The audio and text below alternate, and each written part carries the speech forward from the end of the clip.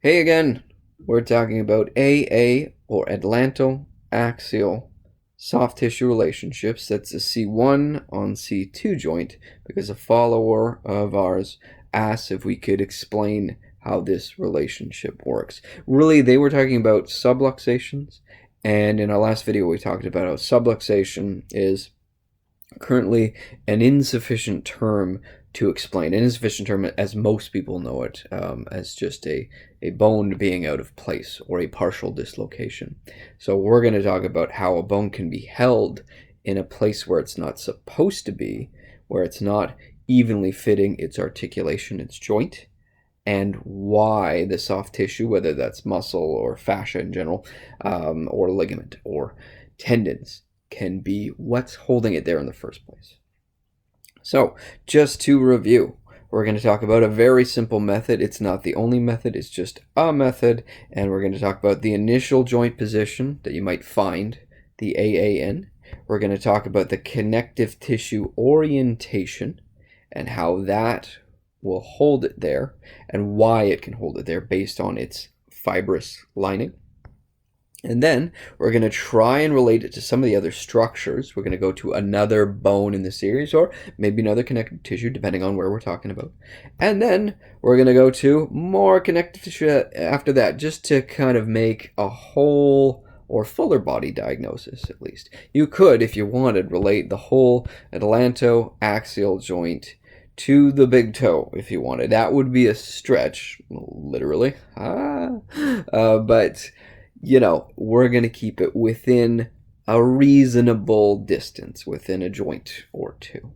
So to start out with, we do have to say that this right here, this is C2, the vertebrae, this chunk of it there. This is it from the side. If we were looking at it with the head turned to the side, the atlas, circular one, would be about there, and then the axis would have the dens kind of sticking up through there. I'm gonna show this on the other views as well, but it would be this kind of a relationship where the atlas holding the head is around the axis, the C2. So there's again C2 lower and C1 is above it. Now I've just represented it here as a single circle, but I understand it's a little more robust. There's a tubercle on the back, there's a transverse process with a foramen and a tubercle on the front as well, and of course we've got these lateral masses, so it's circular, it's around the one, and this gives it the ability to rotate really well, which is the main thing it does for the head and neck. In fact, it's supposedly supposed to do about 50% of the rotation of the head. And so this is it now from a top-down view. So this is what we call the dens or odontoid process. It's sticking up through C1. C1's the upper blue, light blue part, and then C2 is the lower part. And just for reference, it would spin. It wouldn't look exactly like this, but it would spin like so. Notice that the axis is a good name for that C2 because the C1 spins around that odontoid process. An axis, by definition, is a point about which something rotates, and so that makes it so that we have a good name for it, a point about which the atlas rotates. So rotation is definitely a big thing. Now, that being said, there's some more tissue orientations we can talk about, or some more positional changes that the tissues will act on in the case of this. So know that, I'm talking very generally right now, know that many of these connective tissues, though they pull to the side, for instance, they pull more laterally, they also tend to pull down at the same time, especially when there's multiple tissue orientations going on at the same time. You know, a simple one, which we'll talk about, is, you know, the trapezius, upper fibers, and as well we've, of course, got our levator scapulae muscle. And notice that even though they go out to the side and can create rotation, especially if you start with an opposing rotation, the opposite side, they still pull down. And this means that when they pull down, they can actually start to put pressure on the joint itself, the facet joint in this case, because between the atlas and axis, there's going to be a facet joint. There's going to be two pads, if you will, two surfaces which have a fluid to them, both atlas and axis. And this means there's a lot of slide and glide here. This is actually great. We want that is great because it allows a bit of translation. This is a planar movement, a translation that this can do. And because we have that axis, because we have that odontoid process sticking here, this slide and glide that happens here shows up in the form of a rotation. So ultimately it ends up doing this kind of a thing, this rotatory movement, turning the head left or right. But when we pull straight down, let's imagine we're pulling more straight down on those tissues and pulling down from a few different contractile fibers, and we know this can be muscles or it can be fascia in general. There is a slow contractile process that happens in fascia. We know that we can start to actually compress the joint. The joint itself, not medical compression, by the way, I'm differentiating. I'm talking about straight compression, mechanical compression, which can put the joint in a position abnormal to it, outside of its range. Now this is getting a bit technical, but understand that these facet joints actually are somewhat rounded. So these joints, there is a bit of a lip, a little bit of a dome shape to these. I'm heavily exaggerating here, but like that. And so if it passes too far, just a little too far, and you can feel this actually when you move the neck around, it will slip just a little bit. And now this will not be a catastrophic failure of the joint. No one will die from this. It will just rotate and slip a little bit down, and it will allow for a catching, a little bit of an extra. And if just so happens this joint sends off a bunch of nerves that control a bunch of muscles, well, you can bet that those muscles and those fascia, which are innervated by those nerves, that are given power by those nerves, they're going to change their tone, and this might hold in a reflexive contraction. So we're going to look at a few different things. Now, understand the second bone we're going to talk about, the scapula is a good example. It can be held in a certain position. Let's say it goes, in for whatever reason. It can be held in position by a contracting muscle. Maybe that's a rhomboid. It can be held by a thickened muscle, one that, maybe it's undergone some strain. Fibrosis, I think would be the technical term, would be a fine term for it.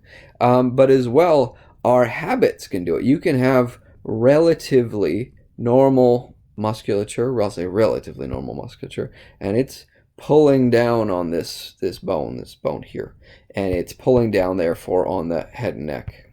And it's only because over time we've changed the shape of the joint, the shape of the associated ribs in this case, or the associated cartilage pads. We've changed the function of our body, and maybe we might have even put a side bend in the spine. Perish the thought.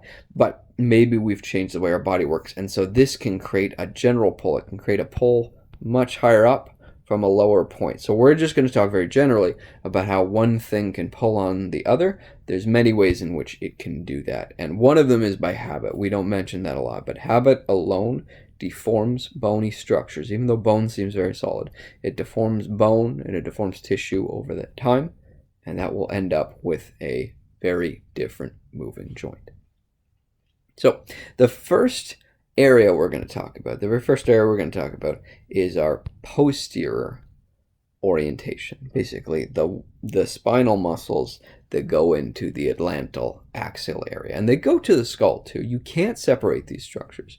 It'd be lovely to say the AA is only affected by these muscles, but that would be silly.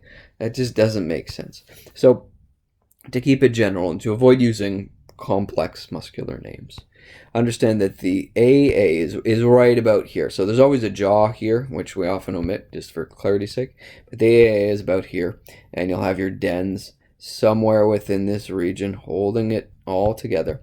And now in this posterior rotation, posterior rotation, that is what's going to happen.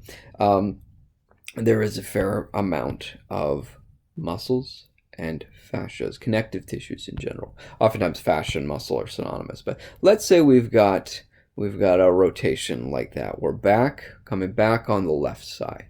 Again, that's the axis, so we're rotating back on the left. The face is in fact pointing left, and that's really how you call it. So we've got some long and short muscles. Now I'm going to say very generally, the muscles of the neck into the head have largely vertical orientation. So they go kind of like this. They're threaded that way. And they can go a little more lateral too. These would be what we might call the deep intrinsic ones. And they can go this way as well. This is like semispinalis, longissimus, that kind of thing. And they can be threaded in just a few different orientations. So just to draw it out a little bit different. So they're like that. Just to look at it. There we go. And then some go more like that. They go more lateral. Some stay pretty medial. And then you can have a bit of a crisscross going like, this direction, solely this direction, solely this direction. It's a mess. It is. It's a mess. And I don't know how the body runs it constantly all day, every day. But it's a miracle at the same time. So we've got all this musculature, but we're going to eliminate a lot of that. We're going to eliminate a lot of that and just summarize it in a few simple lines. I just came up with that now. All right. So anyways, let's say we've got a pull in this way, like that. And we've got a nice pull right in the center. That's our nuchal ligament. Those of you following along. And then maybe we've got a pull in this direction. Really, really simple. Now, the muscular tissues are going to be a little more responsible for rotating it back. So if the AA, atlantoaxial joint, was stuck in a left rotation, you could blame these guys right here. Maybe they're contracting, maybe they've thickened in this position, or we could say maybe there's something going on with the spine. Again, there could be something happening here. If the spine is rotated here, then assumedly this area, and it's hard to say, it's rotated, and it could be bent as well. We could have like a side bending to it as well, same side or opposite side. And that could ultimately result in changing the distance between this point and this point. So maybe the spine could be pulling down on the skull through our spinal muscles.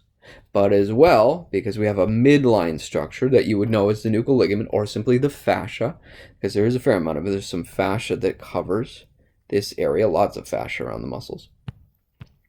The nuchal ligament, we could change the way in which we're situated at the upper thoracic region. Maybe that's a little more bent. So going from a side view, so here's a side view, we'd have the exact same thing. So let's say there's a nuchal ligament, because there's a nuchal ligament right about there. It's a big kind of fan-like structure, does that kind of thing. And then we've got some fascias running along the sides in a nice teal color. It's one of my favorites. And if we change this position here, if we change the upper vertebrae, we put a big torque into it, or maybe a big extension, that happens sometimes, we can start to pull down through the spine. So it doesn't necessarily mean that these are contracted. It doesn't necessarily mean they are actively contracting, though they could be. But we also have a next joint in the line. And that relationship, it kind of has to be there. There has to be more to the picture than just a simple, this muscle is doing something weird. That doesn't make a lot of sense, because muscles are semi-intelligent, or at least the nervous system that controls them are. And the muscles are really a reflection of the nervous system. Now from there, most certainly, we do have to say, again, there's probably compression going on. So let me get rid of some of this for a second. Let me just get rid of all this stuff. So let's say again, so just to review, we've rotated this back on the left. We've made this structure to this. It's coming back. Oh, there we go. Back on the left. There's probably something that is more on the left side, just based on tissue orientation, that's pulling it down. And it could be kind of this way. And it's generally, stay with me, it's generally straight down. So if it's straight down, again, we're going to get a very similar effect. We're going to get a pull down on the tissue, and we're going to get a pushing together very locally of these facet joints, of this C1, C2 articulation. And that may prevent it from moving to some extent too, as we've pressurized it. We're trying to bring them closer together, and when we do that, the fluid space in between kind of outpouches a bit. It goes out to the side too, and so it loses some of that flexibility. That soft tissue will lose some of its flexibility, so it may be, quote unquote, stuck in this position by that tissue tension. So that's a very real possibility. Now, last thing we can do, now this stretches out further. So we said maybe we've got to change a rotation, that upper thoracic, mid-thoracic area, upper to mid. And these things, these curvatures, and this is a real simple one to explain, these curvatures are somewhat dictated by the rotation and flexion extension, the side bending rotation, all that, by the lower down areas. And that could be all the way down to the toes again, but we're going to say, just to keep it coordinated and allow it to make sense, it's probably the lower areas of the spine and maybe the ribs. The pelvis would be reasonable, but understand all of the tissues we talked about that line this way and that way, they go all the way down and they actually get more diffuse. So we were talking more longissimus, semispinalis up top, spinalis, but we can even get into the iliocostalis, and that's all shared fascia down here that really does connect all of them together at the pelvis. So a pull from all the way up here could easily translate all the way down to here. Is it immediate? Maybe not. Could it be formed by habit? Certainly could. Okay, next thing we're going to mention, we're going to talk about the lateral areas. I already mentioned this just a little bit. And, thankfully we have the trapezius muscle, upper fibers. We've got this thing going on here. They're big, upper fibers, mind you. But that's not the only ones. It's not the only ones. Now, I'm saying this, as you know, you might know, okay, as you know, it does attach into the skull. A good portion of that trapezius muscle attaches into the skull, but because it crosses that joint, and because it helps to turn and bend the head, certainly it must have an effect on it. So we're going to say in this case, the head is now, it's bent to the right. So it's bent to the right. It's bent towards the right. We're calling that a right side bending. And so that means that the AA is being tilted. Now, here's the thing. That AA joint, it doesn't really side bend. Doesn't really do any of that. That doesn't happen to it. But again, we can change the pressurization of that joint. We can change the pressurization. If it's right about there, we can put pressure by putting that right side bend. And we might be able to hold it for long enough if that tissue is shortened, contracting, contractured, or pulling down through other lower forces, with other lower positions. So we can take this a little bit further, though, because the trapezius is one thing for sure. It's worth mentioning. But as well, we have a tissue that goes all the way to there, and we call that the levator scapulae. But again, we're trying to avoid that usage of terminology. So there's at least two tissue orientations here that are worth mentioning. And so we're bent to the right. Again, look at what's going on here. This is not just one direction. It's not just going purely side bending. It's going to pull vertically as well. It's going to pull vertically down, straight down, because we can summate the contractions of these muscles. Again, whatever reason they happen to be short, whatever reason they happen to be pulling, notice that if we pull down on those tissues, that can change the pressure on this joint here. It's going to take everything with it, of course. It's going to take the rest of the cervical spine. And we'll get into that relationship essentially next. But there's still an effect on the AA. And so to blame the AA entirely for its own problems, call it a subluxation, blame only the bones, really doesn't make a lot of sense. Okay, with this particular region, look at the way it connects to the scapula here. So this is that bone. That's that arm shoulder bone, shoulder blade, people often call it, but scapula would be the technical term. So really, really simple. If you were to change the position of this scapula, this floating joint, if you were to pull it down like that, you get almost the same effect as the muscle contracting, and it moves several inches at a time. Now, it has some give to it. Understand that. You can move that scapula down and you won't get an immediate pull on that head, but it will start to favor the head coming down on that side, and this forms a habit. Imagine your scapula was always, a little bit lower. It was just a little bit lower down on the one side. You would always favor going to the right with your head more than you would the left. And so that habit over time gets built, and it starts to change the shape of the tissues, as it always does. Now, we could go straight down with it, of course. That's a possibility. We could go to the inside, of course. And in that situation, it would actually partially slack the tissues, making it easier to go to the opposite side. And this gets a bit messy, of course. This gets a bit messy. But this is the truth of it. The head, therefore, in the AA joint, therefore, is in a way controlled by the arm, because you've got this whole big, long leverage system sitting right here. So there's a whole arm right there, because remember that trapezius muscle. It actually attaches to the coracoid. Nope, not coracoid process. Oh boy, acromion process. I was one off. Acromion process and the clavicle.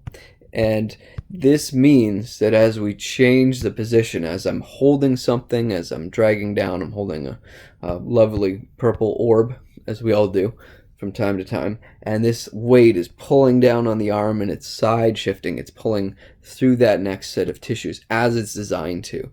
It connects the arm essentially all the way up into the skull. And this is very easy to understand. If you can hand someone something, and you can watch them shift in position, shift their head position to allow this to happen. There would be more compensations, of course, into the neck. There would be side bending rotation that happens through there. But the AA joint, it is very much possible to affect it on a tissue level from the arm. So if it's held in that right side bend, we can easily trace it through its own tissues, through the fascial structures, into the scapula, then into the arm, and from that arm, we could even trace it 1 or 2 steps further, because that arm position is really relative to its own muscles.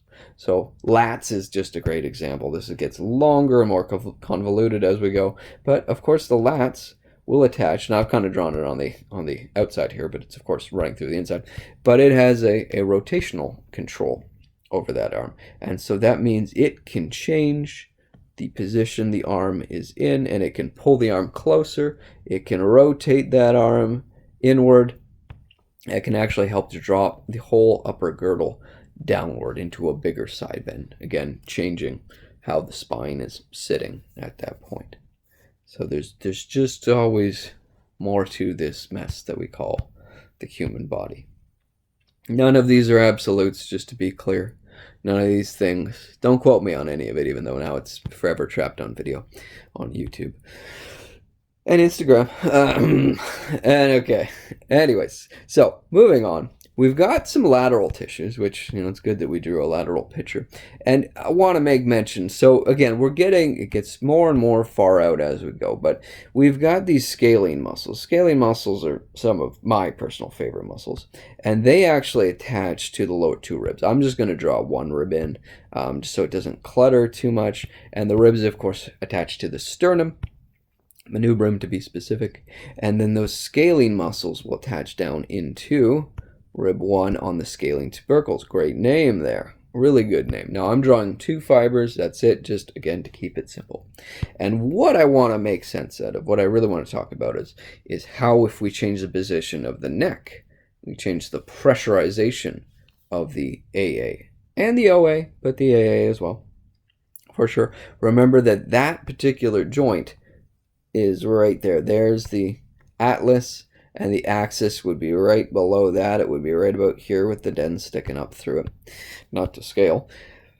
And when we change the position of the neck, because really the scalenes, I've kind of drawn it wrong here, but the scalenes really come up, it's about as high as C2, C3, depending, and they create side bending in the neck. So if you get a shortened scalene muscle on that side, if it pulls it this way, we can see kind of a translation effect, a side bending rotation to the same side. So these would be pulling down again. Look, they summate downward, but they can also create side bending, because they will give you this effect. So it should be that they bend it to the, we're looking at the left here, So it should be that we bend it to the left. That is a left bend.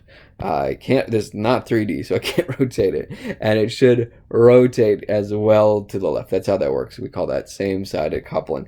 And so those scalenes can start to pull on the neck. And so that means we have to change the tension on the joint. If everything below this joint, again, this joint supposedly is not involved in side bending and flexion extension. It's not involved in that it doesn't really do it actively.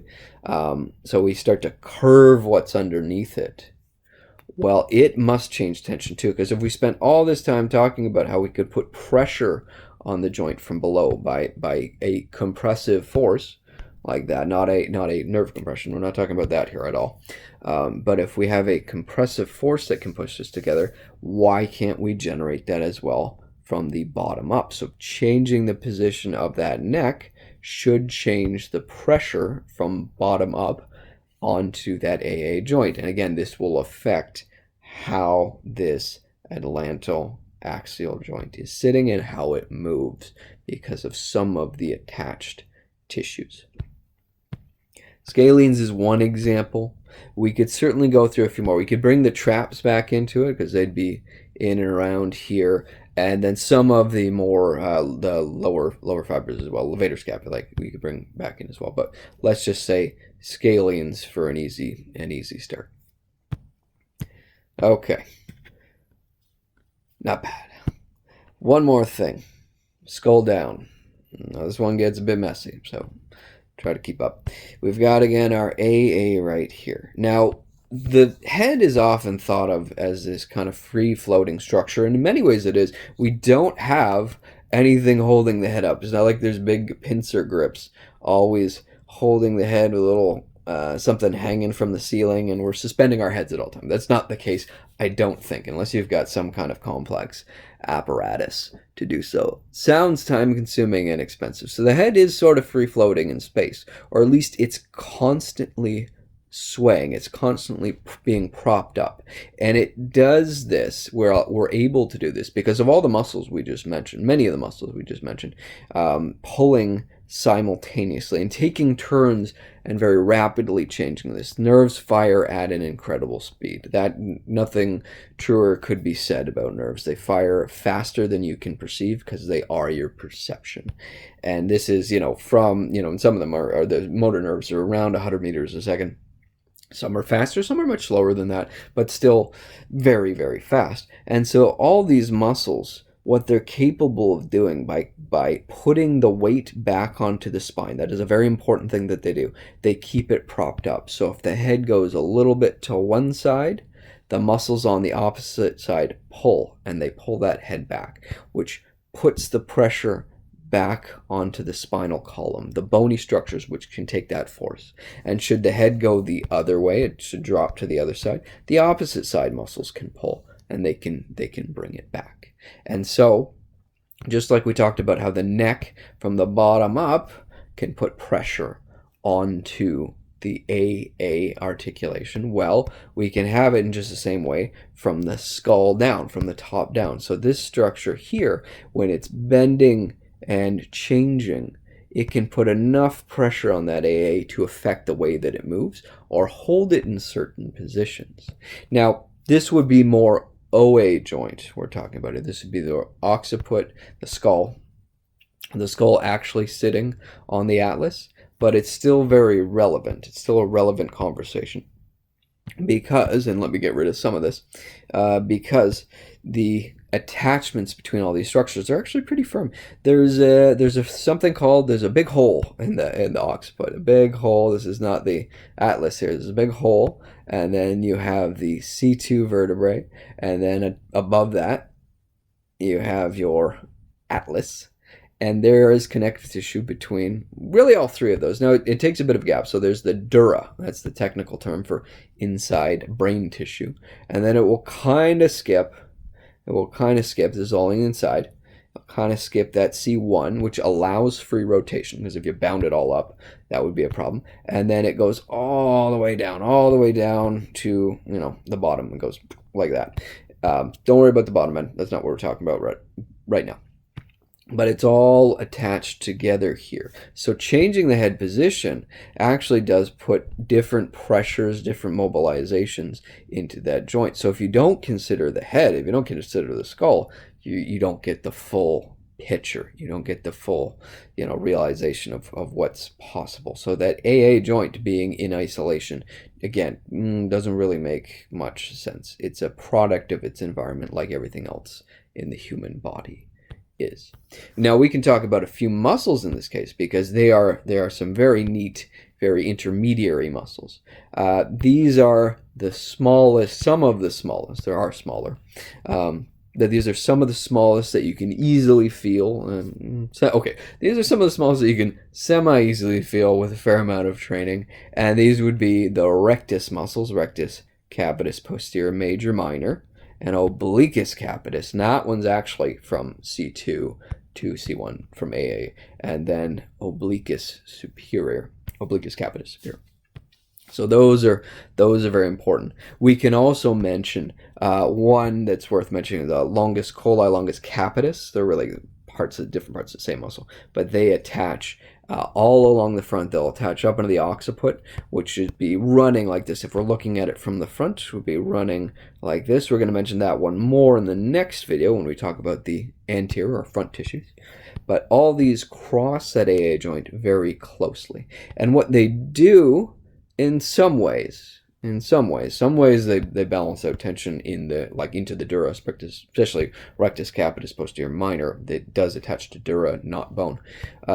What they do is they control that head position in a minute way. So we've got muscles, so your head bending to one side, and a slide of the OA joint. So there's occiput, there's atlas, and then there would be C2 below that.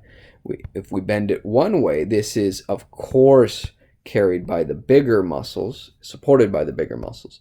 But locally, this small joint motion is actually through some of these tiny little muscles that we call the rectus capitis posterior minor, rectus capitis posterior major, and then of course we've got the ones that attach from C1 to C2, like that. So these tiny muscles change the position of the head at the OA, occipital atlantal joint, and then they therefore can change the pressure and the movement of this joint here, the atlantoaxial joint. In the next video, we're going to be talking about some of the interesting aspects of what's in the front of the neck here, how that can affect the AA, and why there is some simple, though not fully fleshed out, justifications why there might be altered sensations of the visceral area from and through the neck. I hope that made sense. This has been Simple Lines Anatomy, and I'm Elge, probably still, I think.